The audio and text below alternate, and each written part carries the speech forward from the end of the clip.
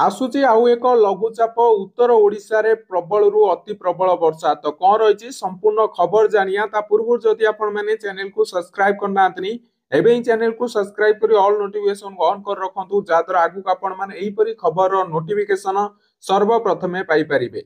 तबे सक्रिय रहिछि राज्य रे लघुचाप यार प्रभाव रे बादल फटा वर्षा परी मयूरभंज रे 300 मिलीमीटर रु अधिका ढाळीची वर्षा। आज भी उत्तर ओडिशा रे छेचुची प्रबल वर्षा।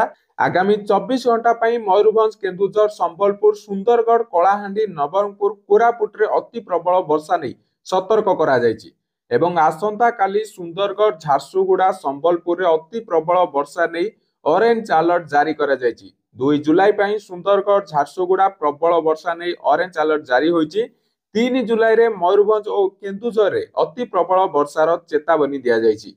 अन्य जिला पाई येलो वार्निंग जारी होइछि। समुद्र अशांत थिबारु मत्स्यजीवी को समुद्र को न जिबाकू सतर्क करा जायछि। जाकि झारखंड पानी छाड़िबा फल उत्तर ओडिशा रे बड़ बन्या आशंका करा जाउछि। आसंता 24 घंटा अत्यंत गुरुत्वपूर्ण। या परे वर्षा उपरे निर्भर करिबो बन्यार स्थिति। उत्तर ओडिशा और झारखंड रे वर्षा जोगु सुवर्णरेखा बुढ़ाबलंग और जलकार रे जलस्तर बढ़िछि। एही तीन नदी रे बन्या स्थिति अछि।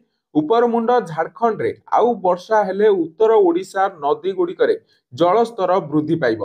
झारखंड केते जल छाड़िबो ता उपरे निर्भर करुछि सुवर्ण रेखारे बन्या स्थिति। दुर्दशा कमी नथिबा बेले चिंता बढ़ाउछि सृष्टि हेबाकू जाउथिबा आउ एक लघुचाप। 2 जुलाई रु धीरे धीरे वर्षा कमिबो किंतु पुणी 4 जुलाई रु वर्षा बढ़िबो। जुलाई 6 सुधा बंगोपसागर रे आउ एक लघुचाप सृष्टि हेबार संभावना रहिछि जार प्रभाव रे उत्तर ओडिशा रे जुलाई 9 पर्यंत लागि रहिबो वर्षा।